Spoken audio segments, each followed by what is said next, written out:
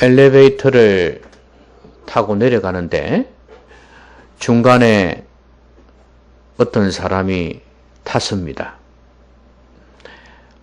부부가 탔는데 그 옆에는 개 한 마리가 있었습니다. 그런데 개가 멈칫하면서 엘리베이터를 타지 않는 것입니다. 주인이 거의 밀다시피 해서 탔습니다. 왜 그러냐고 물어보았더니 이 개가 10살이 넘어서 늙었습니다. 그래서 앞이 잘 안 보인다는 거예요. 그러고는 이제 제 갈 길을 가고 그 사람도 그 사람은 갈 길을 갔습니다. 참 대단하다. 아마도 새끼 때는 재롱도 부렸을 것이고 젊었을 때도 얼마나 그 주인의 사랑을 받았겠습니까? 자기도 주인을 기쁘게 했을 것이고 아마도 그것 때문에 쉽게 버리지를 못했을 겁니다. 보통 안락사를 시키든지 그만한 상황인데도 그렇게 붙들고 같이 사는 거예요. 이 생물체잖아요. 물건 같으면은 또 오래되면 버릴 수도 있습니다. 근데 어떤 사람들은 물건도 물건 나름인데 아주 깊이 정이 드는 게 있어요. 내 추억이 서려 있고 또 어려운 가운데에서 뭐 장만한 것이라든지 이런 것들은 쉽게 버리지를 못해요. 근데 우리의 삶 속에서 그렇지만 결국에는 버려야 될 게 있거든요. 이게 사람이든 물건이든 버려야 되는 경우가 있고 또 오히려 가까이 해야 되는 경우가 있고 그렇습니다. 요즘 정리정돈이란 책이 많이 나오잖아요. 그런 이야기도 많고. 근데 그 정리정돈할 때 보면 우리는 흔히 물건만 생각하잖아요. 근데 제가 어떤 책을 보니까 사람도 정리를 하라 그러더라고요. 왜냐하면 너무 많은 사람, 이것은 오히려 내가 내 삶에 집중하지 못하게 만든다는 거죠. 또 오늘은 이 사람 만나야 되고 내일은 저 사람 만나야 되고 물론 자기 직업상 필요해서 만나야 되는 경우면 또 예외가 되겠지만 그렇지 않은 경우가 많이 있잖아요. 그리고 또 하나는 나에게 만나기만 하면 스트레스를 주고 괴롭게 하고 힘들게 하는 사람이라면 뭐 거기에다 폭력까지 쓰면 더 하겠지만 끊는 것이 좋다. 이렇게 이야기를 해 놓았어요. 그것도 인간관계의 정리가 필요하다는 거죠. 사람이란 것이 미운정, 고운정 다 드니까 쉽게 이렇게 끊어내지를 못하는 게 있잖아요. 그런데 그렇게 내 영혼을 힘들게 하고 또 심지어 우리 기독교인 입장에서는 우리의 신앙을 망치게 만든다면은 또 한번 생각해 봐야 될 그런 문제일 수도 있습니다. 자, 그런데 이렇게 우리가 가까이 해야 될 게 있고 멀리 해야 될 게 있어요. 근데 우리가 가까이 해야 될 것을 가까이 하지 아니하면 엉뚱한 것이 우리에게 가까이 옵니다. 그러니까 멀리 해야 될 것은 빨리 멀리 해야 돼요. 그 중에 가장 대표적인 것이 뭐냐면 죄입니다. 이 죄는 정말로 우리가 멀리해야 될 부분입니다. 뭐 죄라는 것은 범위가 아주 넓지만 또 여러 가지로 표현될 수 있지만 사도 바울 같은 경우에는 이렇게 표현을 했어요. 내가 이전에 내가 자랑하던 것, 그 모든 것들을 배설물로 여겼다 그랬거든요. 해로 여겼단 말이죠. 그 말은 뭐예요? 멀리 해야 될 거라고 생각한 거죠. 자기가 이전에 하나님을 잘 믿는다고 했지만 결국에는 하나님의 뜻을 거슬렀다 했던 게 너무 많았던 거예요. 그게 죄 아니겠습니까? 그것을 자신은 해로 여긴다? 배설물로 여긴다? 이거는 진짜로 멀리 해야 될 거라고 생각한 것입니다. 이 사람이 그걸 버리지 못했기 때문에 예수님을 핍박했고 예수 믿는 사람을 잡아 가두려고 했던 거 아니겠습니까? 그러니까 우리가 버려야 될 것을 멀리해야 될 것을 버리거나 멀리하지 못하면 이런 잘못된 삶이 우리 가운데 형성이 되는 것입니다. 주님을 더 가까이 해야 되고 하나님께서 기뻐하시는 것을 더 가까이 해야 되는데 그러지를 못하고 오히려 죄를 가까이 한다면 우리의 삶은 왜곡된 삶이 될 것입니다. 잘못된 삶이 되어진다고요. 그래서 오늘은 이 말씀을 통해서 우리가 죄를 멀리하는 방법은 없을까? 어떻게 하면 우리의 영혼을 갉아먹는 우리의 삶을 망치는 이 죄를 멀리할 수 있는 방법은 없을까 하는 것입니다. 여러분, 죄가 무엇입니까? 예? 죄가 무엇이에요? 죄는 관역을 빗나간다 그랬죠? 하나님의 말씀에 빗나가는 거예요. 그게 바로 죄입니다. 그러니까 하나님의 생각이 아니요 내 생각이고 하나님의 방법이 아니요 세상의 방법이죠. 이게 죄인데 이건 그냥 이론적으로 설명한 것뿐이고 실제 우리의 삶 속에서는 죄라는 것이 너무 다양하게 나타나잖아요. 종류도 많고. 그럼 이걸 어떻게 멀리할 수 있을까요? 자, 오늘 사건은 여러분이 많이 들었던 잘 알고 있는 내용입니다. 간음하다 잡힌 여인을 사람들이 끌고 왔어요. 서기관들과 바리새인들입니다. 이 사람들은 하나님 잘 믿는다는 사람들이에요. 율법을 잘 지킨다는 사람들입니다. 이 사람들이 간음하다 잡힌 여인을 끌고 왔어요. 근데 왜 남자는 안 끌고 왔죠? 이상하다, 그죠?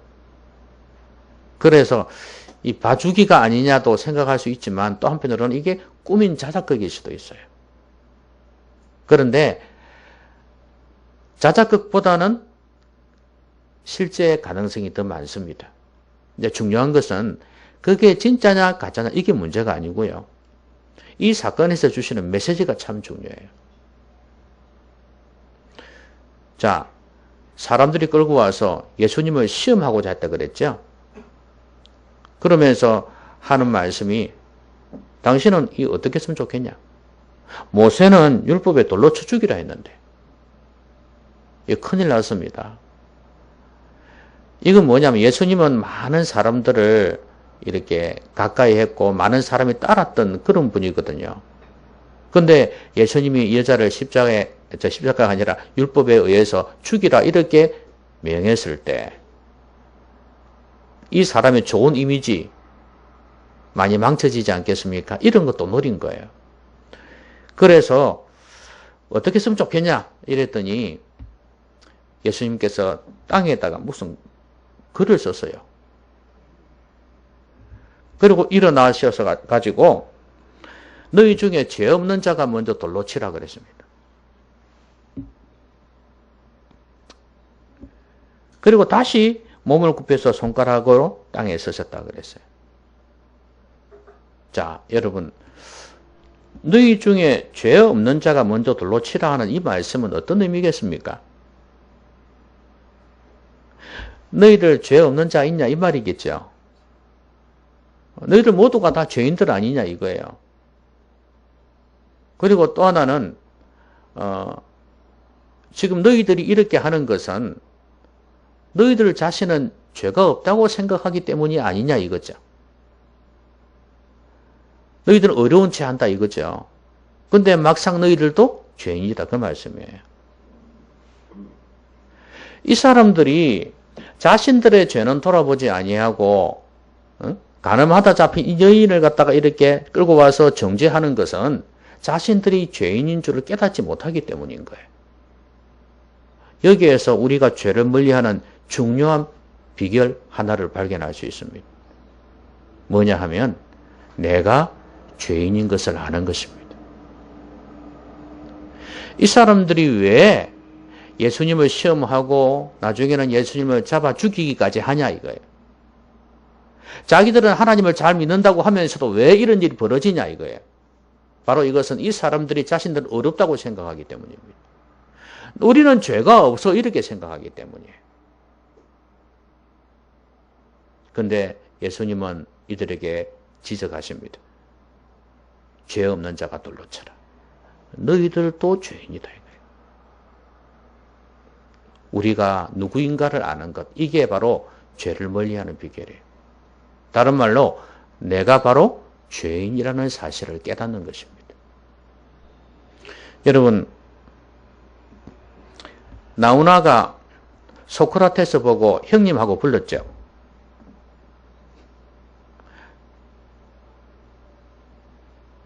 노래 가사 중에 그런 게 있다 그 말입니다. 테스 형 그러면서 내 인생에 좀 답을 좀 달라고 그렇게 물었습니다. 그런데 그 소크라테스 형도 답을 주지를 않는다는 거예요.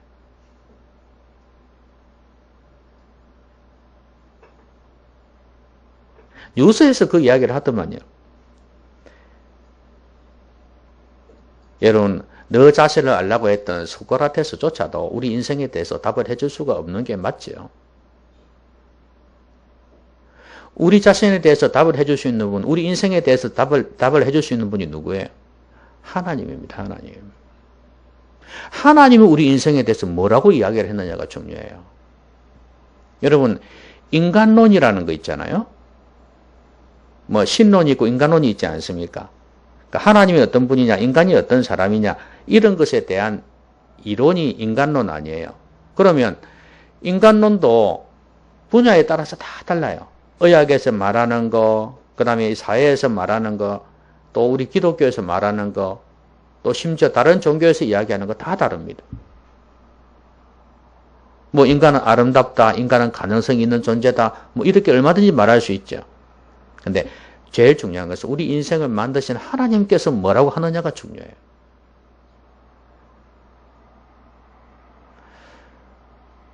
아무리 다른 사람들이 나에 대해서 칭찬을 해도 나는 나를 알잖아요. 그와 똑같습니다. 하나님께서는 우리를 잘 알아요. 우리가 누구이냐 이거예요. 원래 우리 인간은 원래부터가 죄인이었다는 거예요. 우리가 예수님을 믿고 거듭났다 할지라도 뭐예요? 우리는 여전히 죄성을 가지고 있는 존재라는 거예요. 이걸 아는 게 참 중요합니다. 이걸 잊는 순간에 우리는 죄의 구렁텅이로 들어갈 수 있어요. 여러분, 늘 배가 안 좋은 사람은 환절기가 되면 조심을 하죠. 그렇죠? 찬바람을 안 쐬려고 하고 늘 조심을 합니다. 그런데 내가 배가 안 좋은 걸 잊어버리고 살면 어떻게 돼? 조심을 하지 않으면 폐에 이상이 올 수도 있고 나중에는 죽음에 이를 수도 있습니다. 항상 내가 어떤 사람인지 내가 누구인지를 아는 게 참 중요해요. 내가 죄인인 것을 아는 거. 하나님 말씀은 우리에게 분명히 가르쳐 줍니다. 그럴 때 우리는 죄를 멀리할 수 있습니다. 여러분 하루하루를 살아가실 때마다 이걸 꼭 기억하십시오. 나는 죄인이고 나 같은 죄인을 위해서 주님께서 십자가에서 죽으셨다. 이 사실을 잊지 마십시오. 여러분 자꾸 다른 사람하고 비교하지 마세요. 여러분 큰 바위만 물에 깔아앉는 게 아니죠. 자갈도 물에 깔아앉죠.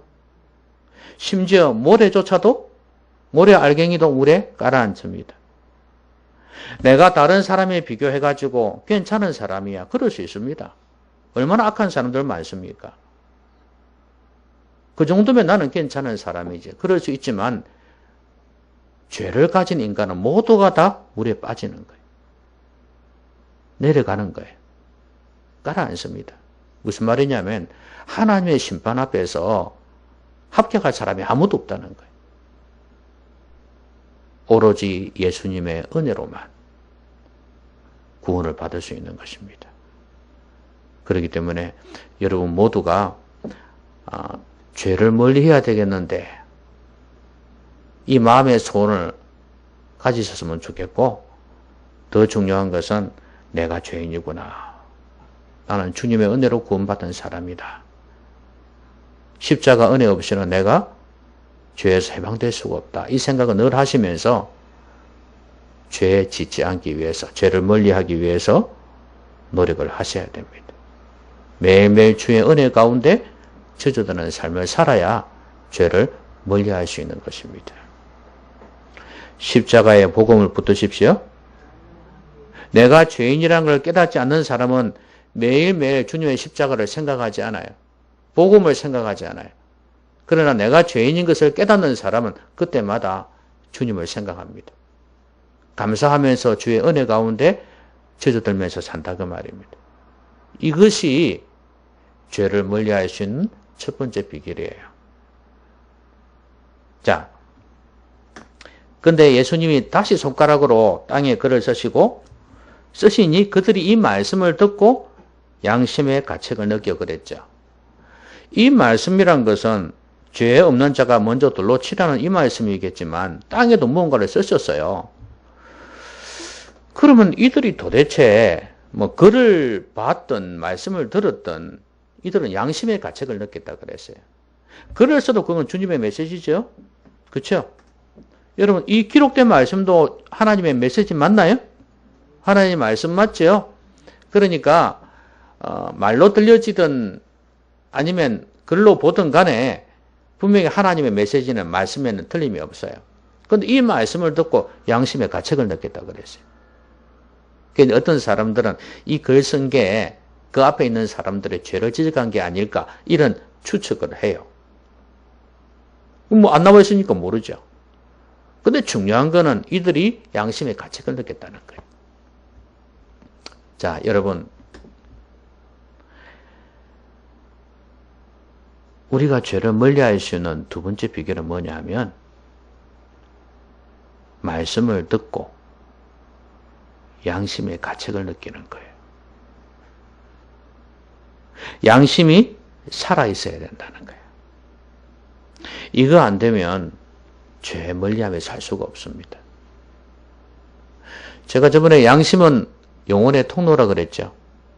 성령의 통로입니다. 그러니까 우리의 생각하고 조금 다르다 그랬어요. 그러니까 성령께서 우리 가운데 역사하셔서 말씀하시는 통로예요. 양심이에요. 그래서 양심을 저버리면 하나님을 저버리는 게 돼요. 양심이 이렇게 중요합니다. 그런데 이 양심은 우리 영혼하고 연결되어 있습니다.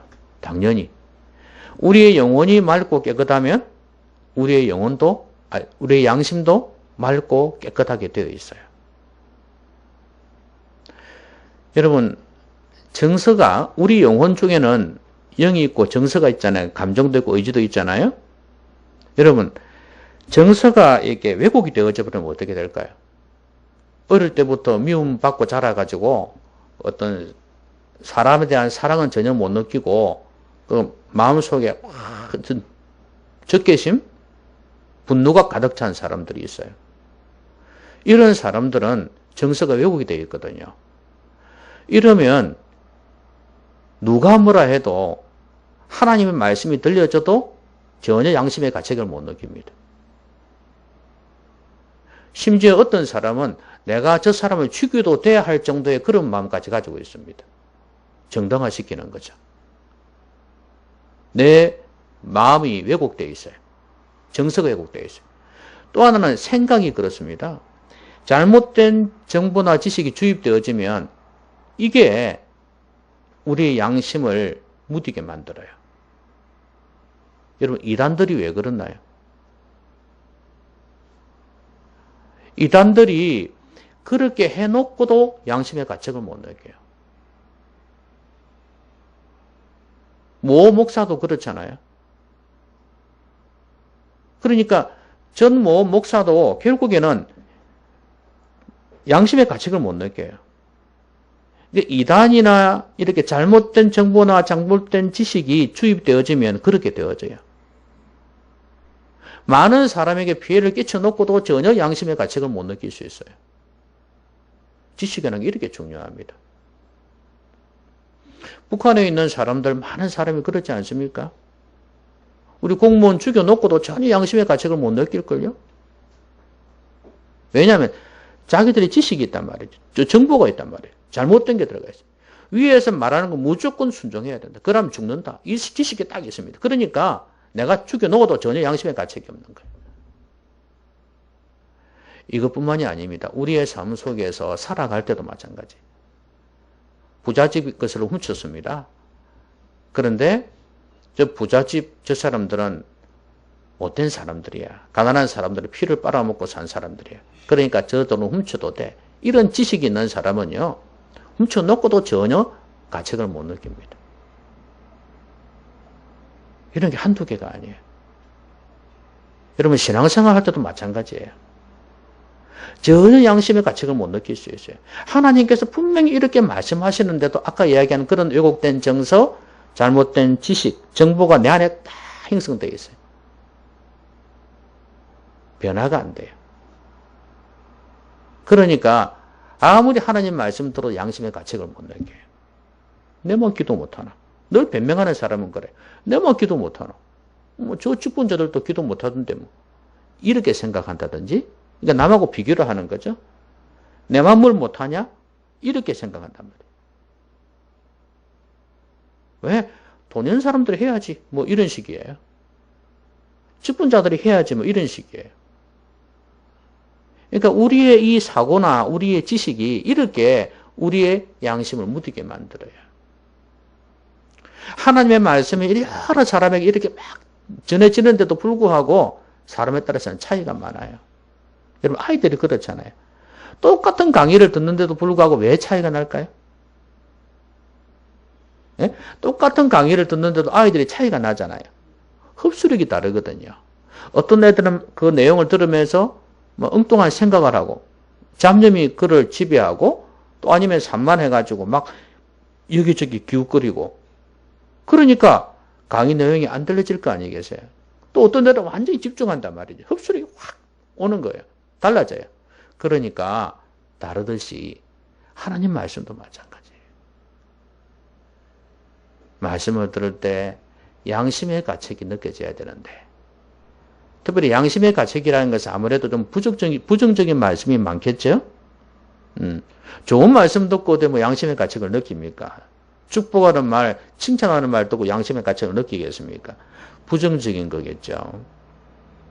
그래서 우리에 대해서 바른 길로 인도하시는 책망의 말씀, 이런 말씀들을 들을 때 이렇게 양심의 가책을 느끼는 거죠.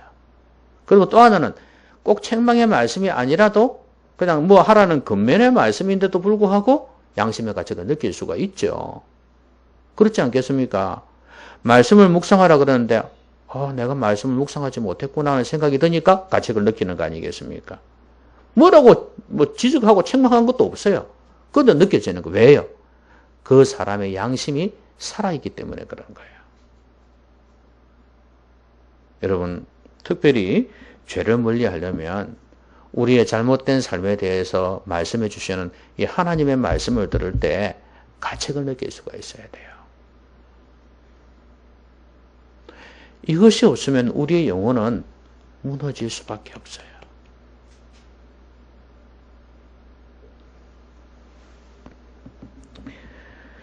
맑고 깨끗한 영혼을 소유할 수 있도록 몸부림을 치셔야 됩니다.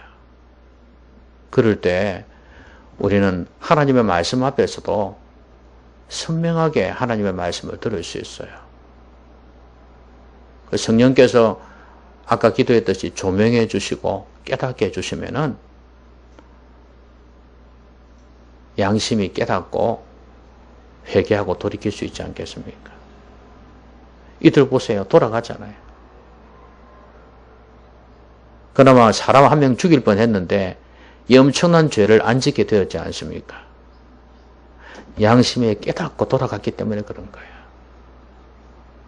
우리가 죄 안 짓는 비결 이것입니다. 양심이 살아야지. 맑고 깨끗한 영혼.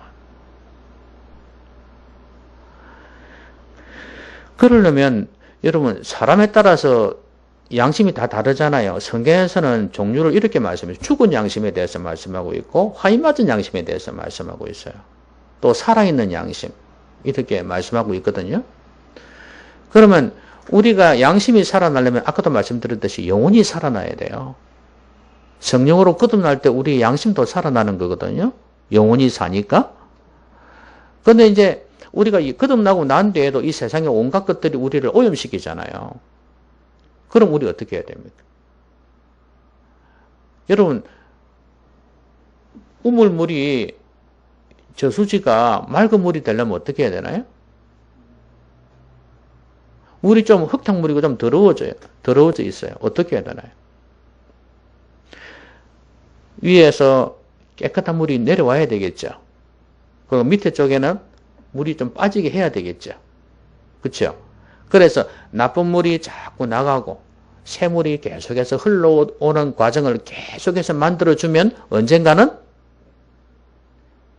이 물이 깨끗해지겠죠? 맞습니까? 우리 영혼도 마찬가지예요. 자꾸 하나님의 말씀이 우리 안에 들어와야 돼. 성령께서 자꾸 우리 안에 역사하셔야 돼요. 그럴 때 점점 우리 안에 있는 독소들이 빠져나가기 시작합니다.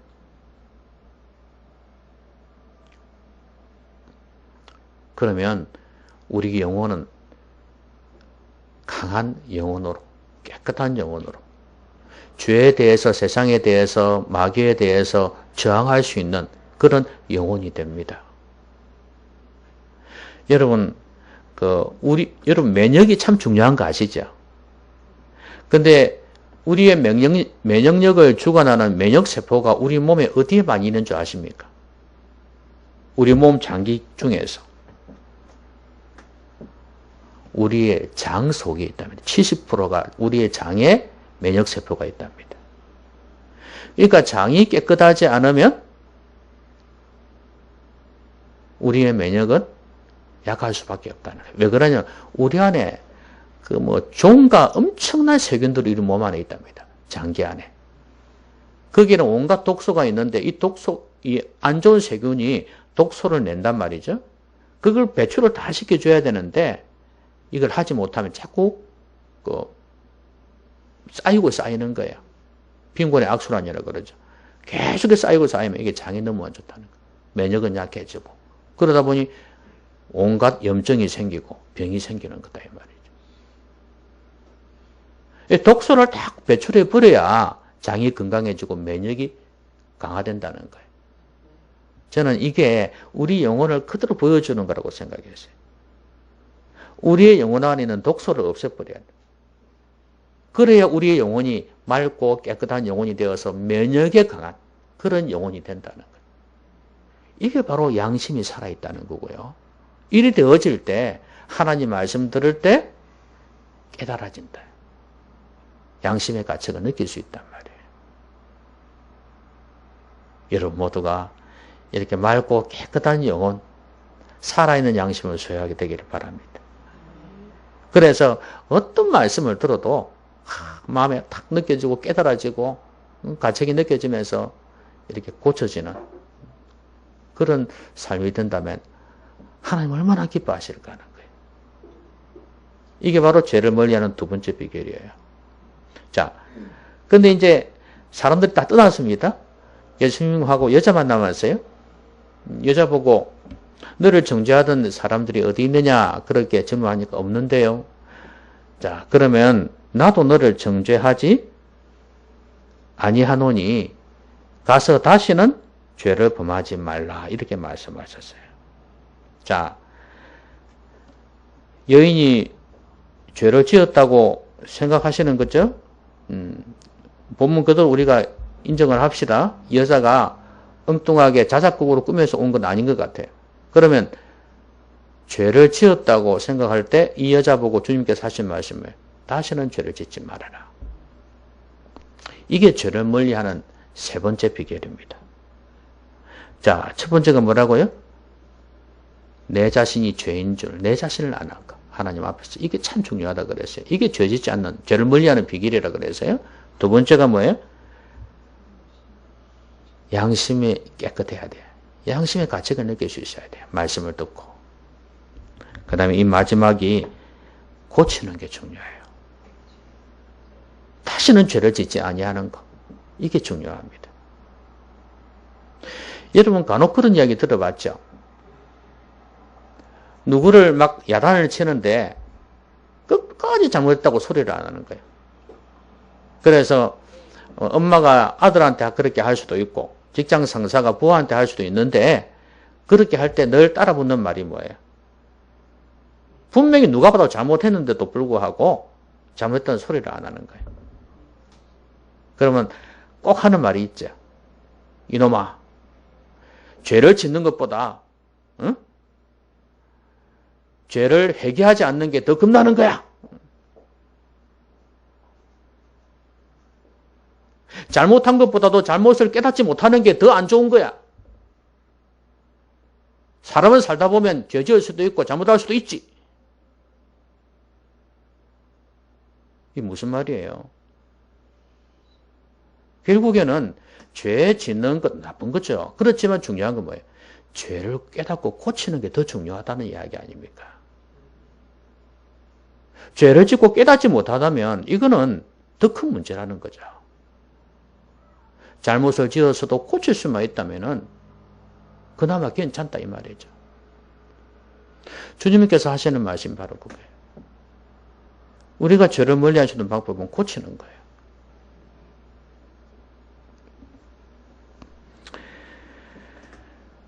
하나님께서 구약 성경에 왜 선지자들을 보내주셨을까요? 왜 선지자들을 통해서 하나님의 백성들에게 말씀을 하셨을까요? 그냥 그들의 죄로 인해서 죽게 만드시지. 하나님의 심판받게 만드시지 왜 선지자들을 보내주셨나요? 돌이키라고. 죄를 깨닫고 돌이키라고. 다시는 그 우상 숭배하지 말라고. 다시는 그 죄악들을 저지르지 말라고 지금 선지자들을 보내신 거 아닙니까? 예수님은 왜 보내셨습니까? 예수님 믿고 죄에서 돌이키라고 하신 거 아닙니까? 믿음으로 살라고 그렇게 하신 거거든요. 우리가 죄를 멀리하는 방법이 이것밖에 없어요. 아까 말씀대로 말씀을 듣고 양심의 가책을 느끼고 고치는 거예요. 돌이키는 거예요.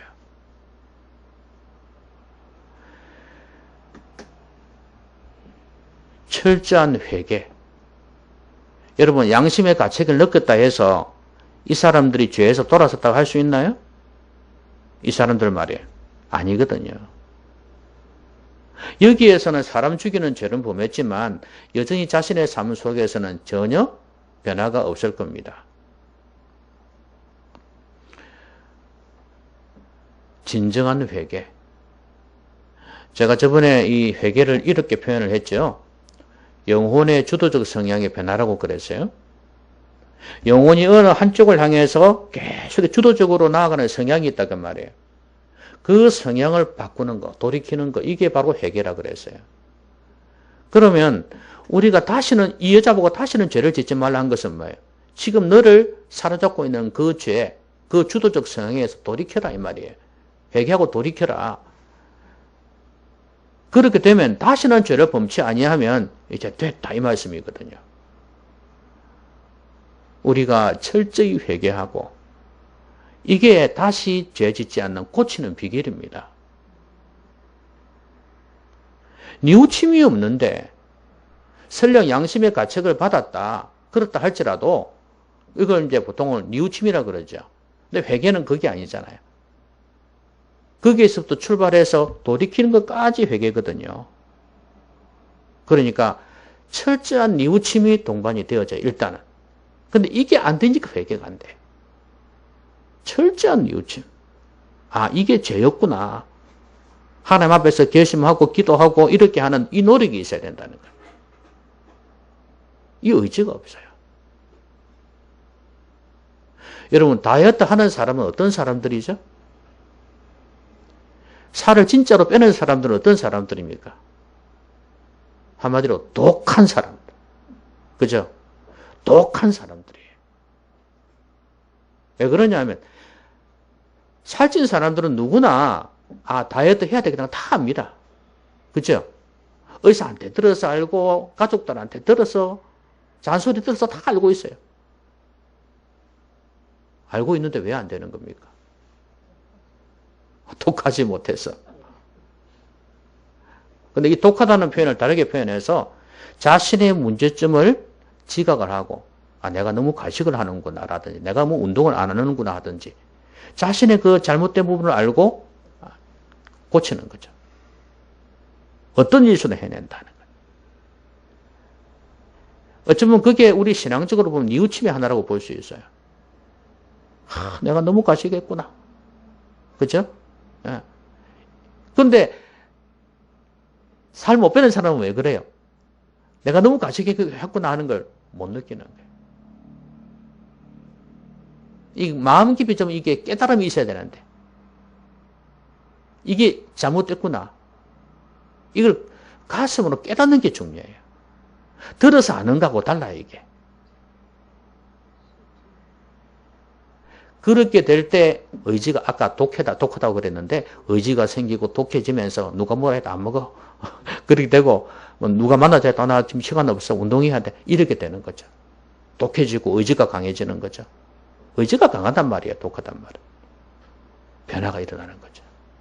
나중에는 이게 힘든데 누워있으면 그냥 막 통닭이 보이고 다 보이는데 이제 그걸 참아내는 거예요. 그러면서 이제 나중에는 이게 즐거워지는 거예요.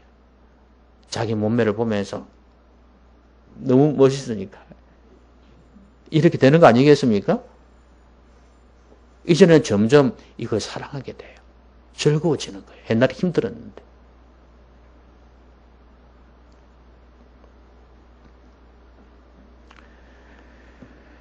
좋은 습관을 계속해서 형성해 나가는 것. 반대적인 습관. 아까 제가 물 말씀드렸습니다만 좋은 것을 계속 올려보내고 나쁜 것을 빼내는 이 과정. 이게 바로 다시 죄 짓지 않는 비결입니다. 말씀 맺겠습니다. 죄라는 단어는 참 우리가 듣고 싶지 않은 단어예요. 저도 오늘 이 본문이 나와서 이 말씀을 전하고 있는 거지, 아마 이 본문이 연결 안 됐으면 이 말씀도 못 했을 겁니다. 그 정도로 우리가 죄를 가까이 하고 있는 사람들이고, 죄를 멀리하기 힘든 사람들이에요. 그런 세상에서 살고 있어요, 우리가. 그럼에도 불구하고, 하나님 앞에서 우리는 멀리 해야 될 게 있고, 가까이 해야 될 게 있어요. 한번 잘 생각해 보십시오. 여러분도 그거 하잖아요. 여러분에게 좋은 사람은 가까이 하고 안 좋은 사람은 멀리 하잖아요. 은근히. 그렇죠? 그런 것처럼 하나님 앞에서 진짜 우리 영혼을 위한 거는 왜 사람들 그리 멀리 할까? 진짜 우리 영혼을 위하고 우리 인생을 위한 건데 왜 그걸 자꾸 멀리 할까? 우리 부패한 육신 때문이요. 사탄 때문이기도 하겠죠. 오늘 이 자리에서 여러분 여기에 과감하게 승부수를 던지십시오. 멀리해야 될 것은 죄입니다. 이걸 멀리하면 진짜 좋은 것들이 많이 옵니다. 그래서 제일 먼저는 죄를 멀리하려면 내 자신이 어떤 사람인가를 아는 게 중요해요. 다른 사람이 세상이 나를 보는 관점 말고 하나님께서 나를 뭐라고 말씀하시나. 우리는 죄인이라는 사실 한시도 잊지 말아야 됩니다. 그래서 주의 은혜로 내가 죄사함 받았고 구원받았다는 사실을 감사하면서 다시 옛날에 구렁텅이로 들어가지 말아야 되지 않겠습니까? 그 생각하면서 사셔야 됩니다. 복음의 십자가의 그 은혜 가운데 늘 있고 죄를 지을 때마다 자백하고 돌아서는 내가 죄인인 것을 인정하는 사람이 되어야 되겠고, 그 다음에 하나님의 말씀을 통해서 양심의 가책을 받아야 된다. 양심이 살아있어야 된다. 깨끗한 영혼이 되어져야 된다. 그래서 하나님 말씀 들을 때 탁탁 걸러지고 내 모습이 이렇구나 하는 걸 발견하게 되어져야 돼. 이거는 깨달음이 필요해요. 그냥 이해 정도가 아니고 아는 것 정도가 아닙니다. 깨닫는 성령의 감동, 이게 우리 가운데 있어야 돼요. 말씀을 들을 때.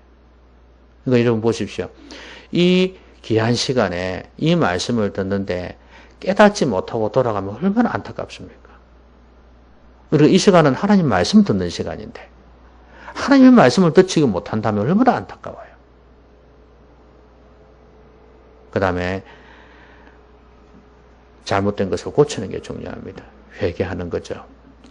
진짜로 뉘우치고 결단하고 그 다음에 좋은 습관을 우리 가운데 만들어내야 돼. 끝은 훈련이 필요합니다. 모든 게 하루아침에 되는 거 아니잖아요.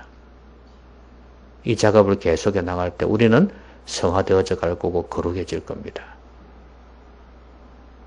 우리의 남은 생에 여러분 아름답게 보내야 되지 않겠습니까? 어떤 사람은 곱게 늙어야 되겠다 그러는데 여러분 이것만큼 곱게 늙는 게 없습니다.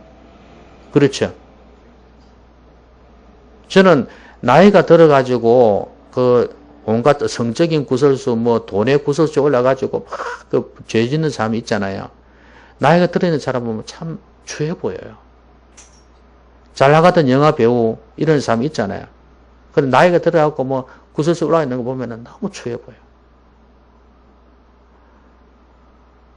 그래서 우리가 좀 더 하나님 앞에서 아름답게 사는 비결은 노후를 정말 멋지게 보내는 비결은 좋은 경치 있는 집에서 사는 게 아니라 죄 짓지 않고 사는 거예요. 정결하게.